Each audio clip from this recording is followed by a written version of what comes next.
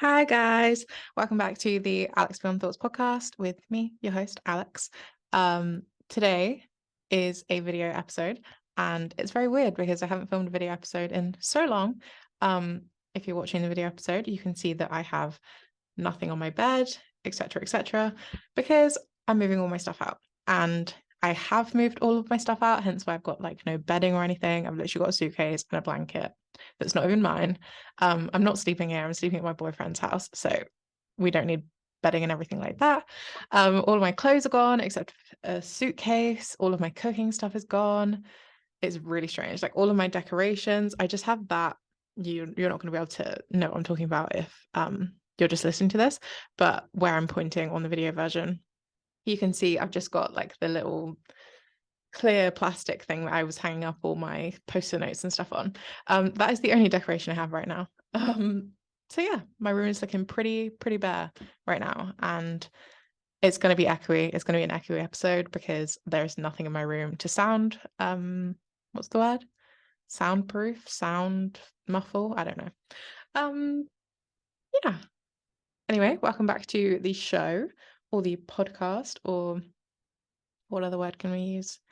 To the audio experience.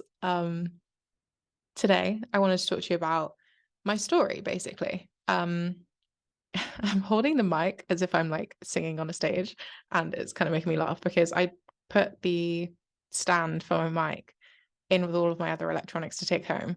So I actually don't have a mic stand, so I'm basically just, pop starring it with freehand.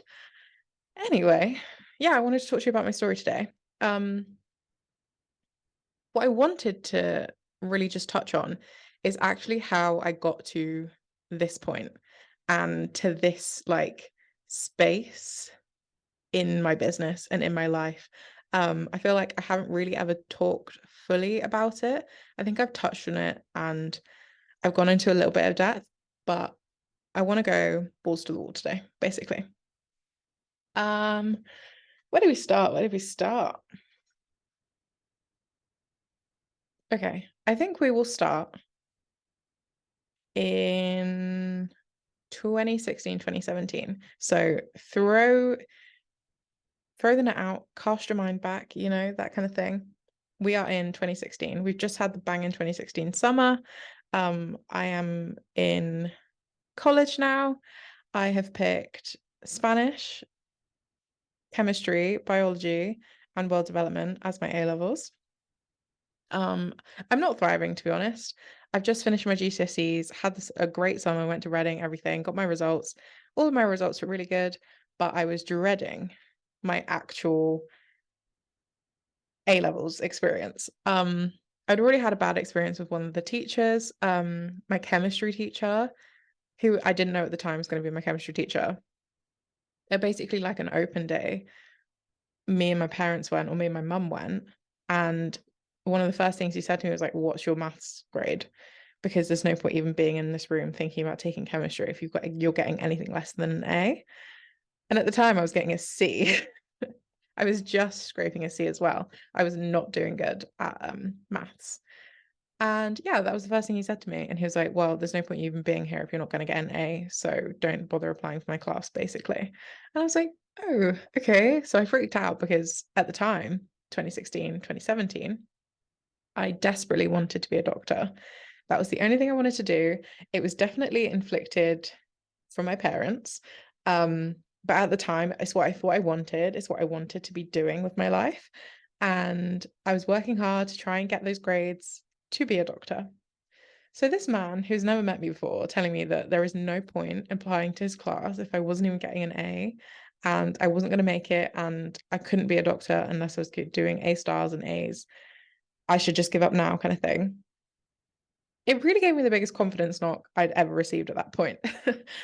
Because before this, my whole educational experience, I was top or nearly top of my classes. All of my teachers loved me. I didn't really receive a lot of criticism because I was good as a student. Um, yeah, basically all of that jazz. So hearing this random person I'd never actually met before that moment tell me that there was actually no point. My dreams are crushed. Don't bother. I basically did a Rory Gilmore, if you know Gilmore Girls, and you know that Rory gets that knockback from Logan's dad, and he's like, "You're never going to be a journalist, give up now." And she basically like quit Yale and like moved into her grandparents' house and had a full like life crisis. I basically did that too. And this was pre-watching Gilmore Girls. So I just related to Rory on every possible level, you know? So I pulled a Rory Gilmore. I freaked out. I hated all my classes. I never wanted to turn up to school. I really struggled in chemistry. And the funny thing is, I understood a lot of the chemistry. It was confidence and a lack of determination to actually get anything done because I had this man in my head telling me I was never going to make it anyway. So what's the point? So I really let that get to me, and it really knocked my confidence in every aspect. I basically just started spiraling. My tutor, Mike, if you're listening to this, which you probably never are, I love you with all of my heart. You are the best man ever. I owe you a lot. I wouldn't be graduating right now without you. That is my ode to Mike. He basically dragged me through my college experience, I won't lie, along with my best friends. Um, I got to a point where like I was put on mandatory study like hours. Um, I had to mandatory show up for my classes. I had to report like homework, like quotation marks homework to my teachers. I had to go to after class lessons, specifically targeted, which I won't lie, every single one I had to go to those. I literally sat there and I wanted to cry my eyes out the entire time because I hated it so much. Like I've never in my entire academic experience felt like I did in those 2 years at college. Um, so yeah, it basically got to a point like towards towards my actual exams where I just couldn't get myself out of bed. I couldn't get to class. I couldn't show up for those things. And before that, sorry, I dropped Spanish because I was still at this point trying at least to be a doctor. And I say trying very lightly. I'd given up, but my parents were like adamant that they weren't gonna let me give up. So we discussed it with Mike and stuff, and I dropped Spanish, which is probably the worst decision because Spanish was one of my favorite classes and I was good at Spanish. Was not good at chemistry at that point. World development was great. I loved my teachers, John and Tom, they were great. Um, yeah, so anyway, um, that teacher, that chemistry teacher, he ended up being my teacher for first year and not my teacher for second year because I point blank refused. And at some point, I actually had to report him for kind of racist comments and heavily misogynistic comments. Um, and his overall behavior towards me, like he would deliberately not answer my questions in class, even if I put my hand up and waited and waited and waited. He would dismiss me. He'd come over and talk to the people next to me, but wouldn't ever ask how I was doing, if I was understanding things, etc., etc. It was just very fucking racist and very side eye, criminal offensive side eye. So yeah, I ended up having to report that man. I never was in his class again, but by that point the damage was done. So yeah, by the time I got to my A levels, my tutor literally called me because I didn't show up for class that morning. Mike called me and he was like, Alex, is this just like a no day? Like, can you just not do it today? And I was crying my eyes out on the phone to Mike and I was like, I don't know what to do, Mike. I can't do it.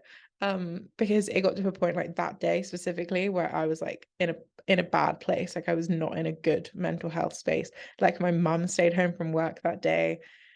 It was a mess. Like he was gonna come round and like take me out for a coffee just to like get me out of my space and like make me move basically. Yeah, it was not a fun day. It's one of my lowest points ever. And it makes me emotional just thinking about it because of how deep and dark that point in my life was. And just like a comparison to where I am now, like it just makes me emotional that I've got myself to this place because I have. So yeah, it got to that point. I hit rock bottom basically, and we kind of had a conversation. My family, my best friends, my tutor, that nothing was going to change until I changed. So I started going to the gym. I started eating a bit better. I spent more time with my best friends. I spent more time studying just to be able to say that even if I got bad grades, I still worked hard. Um, and I kind of just really immersed myself into self-development. And this mainly started out as working on things like listening to podcasts, reading books, watching YouTube. Really specifically, these few men helped me so much. So Tony Robbins, Tom Bilyeu, Gary V, which is hilarious now because he's getting trolled on the internet, but love you, Gary. You helped me a lot in 2017, 2018. Who else? Dean Graziosi, Jay Shetty, Lisa Bilyeu, Tom Bilyeu's wife, Mel Robbins, um, Sage Robbins, Tony's wife, like just all of these people. I hardcore binged all of their content. And at this point, 2018 probably, obviously the only things you could really binge were YouTube and like Facebook videos, I guess. So I really did that. I was hardcore in that world. Um, but yeah, those people helped me enormously, like insanely, just shifting my mindset and learning new ways to think and learning how to regulate myself and my emotions to the point where if I had a bad day, it wasn't going to take me out for a week. It was just going to take me out for a day. Um, and it really did help me. Like I really did turn my emotional state around. I still had heavy anxiety. I still had some depressive episodes, but they weren't at the frequency or at the depth that they were during like 2017. And I am quite proud to say that I haven't had a dark moment like that since that time, which is a testament to how this work actually helps and changes you. So we're in 2018, 2019 now. I take a gap year with my best friend. We decide we're not doing the traditional path. I guess like a gap year is much more normal now, but still in 2018, it was kind of like, whoa, you're not going straight to uni? Like, that's weird. Um, so we went to Thailand for 2 months. I had a full spiritual awakening. It was like the most transformative time in my life up until now. Um, it was like freedom for the first time. It was traveling and seeing the world. Not for the first time because I'd been to Nigeria and things like that, but traveling solo with my best friend, like without family kind of thing. Traveling with my best friend, getting to speak to new people, see new places, hear different people's jobs and what they do for a living and how they've got to their stage in life. I met so many older couples, which was amazing. Bob and Susie, shout out, love you. This Canadian couple who really taught me a lot in like the 4 days that we spent with them. And their friend Richard, he was great too. They took us out for dinner, drinks. We loved it. Um, we really spoke about life, and Bob specifically, oh Bob, what a great name. He was talking about like some of his life regrets because obviously as someone in your late 60s, 70s, you have a lot of wisdom to impart. And he had adopted his daughter and things like that. And I won't go into his life story, but he was telling us some of his life regrets and some of his life wins.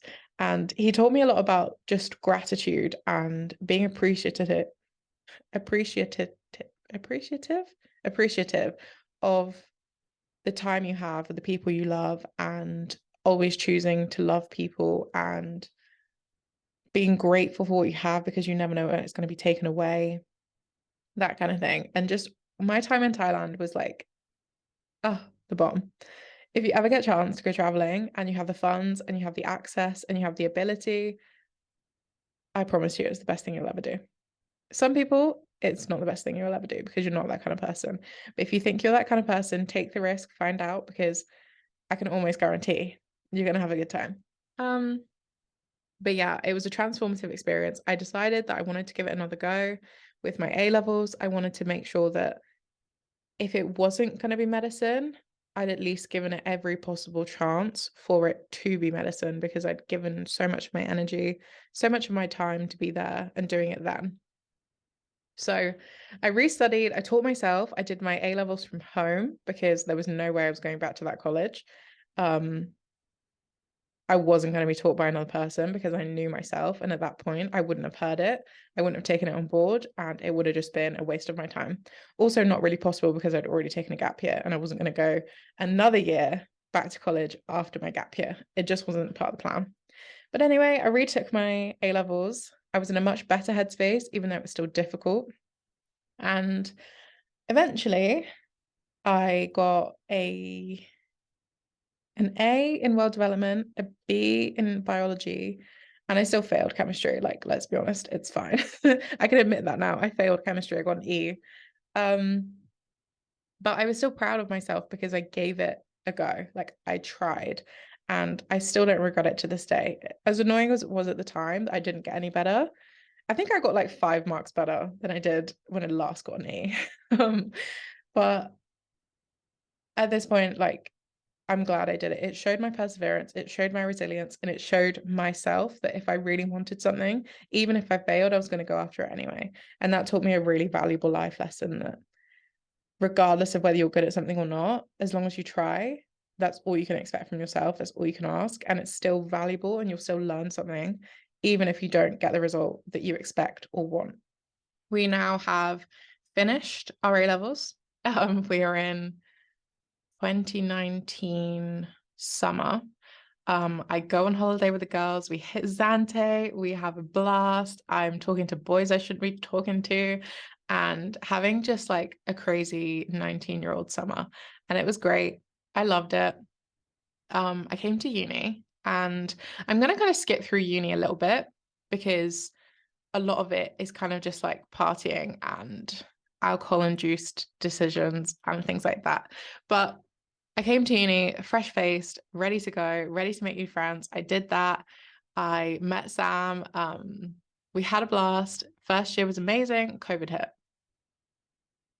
COVID hit. And suddenly, instead of being surrounded by my friends in my own free space with like loads of time and energy and student loan money, I was immediately locked inside basically for the foreseeable future. And I really struggled. Again, reverted back to old habits, couldn't get myself out of bed, didn't want to open the curtains, didn't want to speak to anyone, didn't want to leave the house. It came to a point in lockdown where I don't think I left my house in like 6 weeks. Like, not even to go into the garden. I don't think I actually left the confines of my house in 6 weeks. And that's kind of scary. I didn't want to go for a walk. I didn't want to go outside. It all felt pointless. The only thing I did was like binge TikTok, YouTube, Netflix, talk to my boyfriend and my best friends, texting each other about nothing all day. It was a weird time. Everyone knows that weird COVID energy that we were just locked inside going stir crazy, trapped with our families, XYZ. So I reverted back to old patterns. I got into depressive episodes. I got into anxiety-induced episodes. I really struggled. And I then kickstarted my self-development journey again because I'd had such a great year at first year at uni. I really fell off on taking care of myself in a self-improvement way. I was taking care of myself in other ways and not so much in some ways like excessive drinking, that kind of thing that you do at your first year at uni. So I had to really kick myself up the arse coming towards the end of that first lockdown because I knew it was coming to an end soon. We had like the daily news conferences, bloody 10 Downing Street and stuff. Oh, what time? Reminiscing on those just gives me shivers. Like, I don't want to ever go back to that. So we got to coming out of lockdowns, going into lockdowns, coming out of lockdowns. I started uni again for my second year, which is basically majority online. I think I only had like 2 weeks of in-person classes and only one class was running in person. And it was a mandatory study of politics class, and it was the most boring thing ever. And we had to sit like 5 or 6 spaces apart. Like, oh, what a time. So during that, I got into my fitness phase a lot. That was good. I got into, again, YouTube, podcasting, learning more about coaching and being mentored and your mindset, heavily diving into like the mindset piece at this point. But it was still tied in with like doing uni work and that kind of thing. Fast forward, I'm meant to be going on a study abroad year. It gets pushed back, cancelled because of COVID. Japan was supposed to open their borders. They didn't. So it basically got till like the middle of April before I knew that I definitely wasn't going to Japan for my year abroad. So I was meant to be going in September. In April, I was still meant to be going. Obviously, I didn't. So in that time, I went traveling with Sam. We went to Interrailing in Scandi. That was the most amazing time. We had so much fun. We went to Thailand for 2 months. That was the best time ever. I love Thailand. As you can tell, it's basically the only thing I talk about ever. And yeah, come that summer, actually, not even that summer, the January of my study abroad year, my mental health was down bad again because I was meant to be in Japan. I wasn't. I was floating. I wasn't with my friends at uni. I was like stuck at home with my parents without being able to do anything. I couldn't get a job because I was still meant to be going to Japan every other week, basically. So I spent months in limbo. And it really got me down because I was just doing nothing. I wasn't enjoying anything. I wasn't getting to look forward to anything because I didn't know what was the situation. I didn't know when I was going to Japan. It was a lot. And I was still doing online classes at this point. So I was awake from 1 a.m. till 9 a.m. in class in Japan online.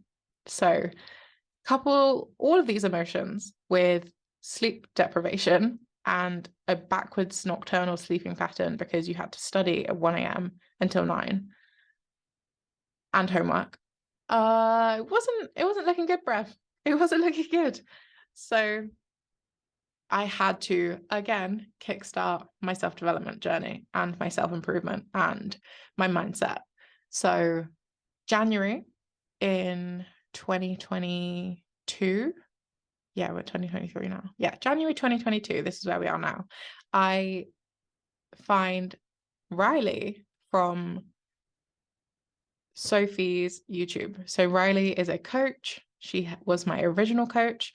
I got into hardcore mindset coaching from her. So I listened to their podcast. I listened to Riley's, everything she was putting out, that kind of thing. I found a whole network of coaches and mindset coaches and business coaches. And from there, it was like a snowball effect. I just deeply immersed myself into this world. And by the time I was out traveling, I really wanted to start my business. And I had done stints and they'd never stuck, but I'd been doing self-development work since 2017, like since that dark period. I've been immersed in hundreds of hours of content and teachings from mindset and self-development and self-improvement coaches and mentors and things like that. So unofficially, I've probably done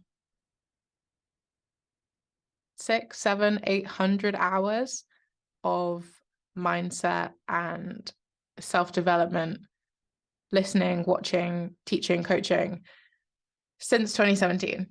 And that sounds like a lot, but honestly, every waking, breathing moment when I was in these stints of self-improvement, the only thing I was listening to and watching and doing, even washing up, walking to the shop, XYZ, was some kind of self-improvement piece of content. And these podcasts were like 2 hours long, that kind of thing. So you can imagine the hours I've put into learning about the way your brain behaves, the way your hormones behave, the way your mind behaves when targeting this, the way your ego reacts to things, XYZ, manifestation and like calling in your desires, all of this stuff. I've spent hundreds of hours learning and investing and improving and integrating into my own life. And it wasn't until August 2022 that I actually decided to take the leap. I decided, actually, I do know a lot and I do know I can help people. And this is my passion now. Knowing how I got myself from my 2017 deepest, darkest moment to 2022 August, where I was feeling the best I'd felt. I was so interested in this world.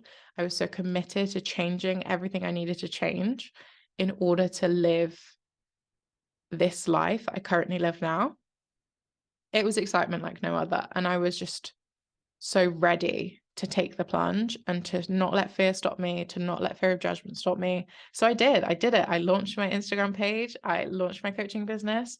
At this point, I was also posting on YouTube a lot and I was editing, and it was great. And this past year, really, because I'm conscious that I've been recording for a long, long time. This past year really has just been a slog of running 2 businesses alongside my degree, working 2 jobs separate to that, a bars and dining job and a student content creator job, helping my family with things and helping myself with things and my friends, and being like part business manager, part social media manager, my sister with our podcast.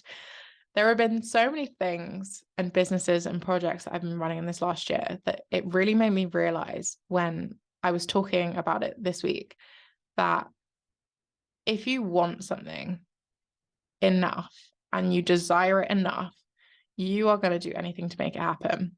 You are going to run 2 businesses alongside a degree, alongside 2 actual jobs. Well, not actual jobs, but 2 physical in-person jobs. You're going to find a way to juggle it all, and you're going to find a way to do it. I'm pretty sure I should know by the end of this week, but hopefully I've got a 2-1. I'm managing to get a 2-1 in my degree. Like, some people struggle to just do a degree, and that's no shade to them. Like, that is their life. That is their experience. That is how they manage and cope with their life. But it really proves to me that I wanted this bad enough. And at first it was medicine. Medicine didn't work out. I still tried for it. I still worked really hard. It didn't work out. Then I spent some time drifting, fell down a rabbit hole of this, fell down a rabbit hole of that. At one point, I think I wanted to be a full social media marketing agency. Anyway, I think I spoke about that in a different episode. And now I'm here as a coach, as a mindset coach, knowing that in the future I will be a business coach.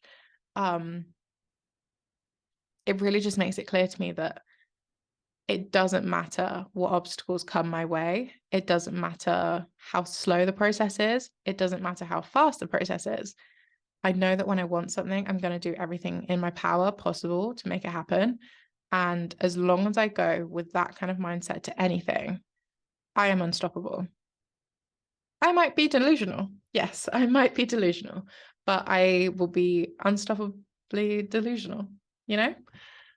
And I just wanted to sort of talk about my story, because I feel like a lot of people think, oh, well, you've never spoken about mindset coaching to us before, so you must be pretty new to this. Like how long have you been doing this? And the honest answer is actually like 5 years.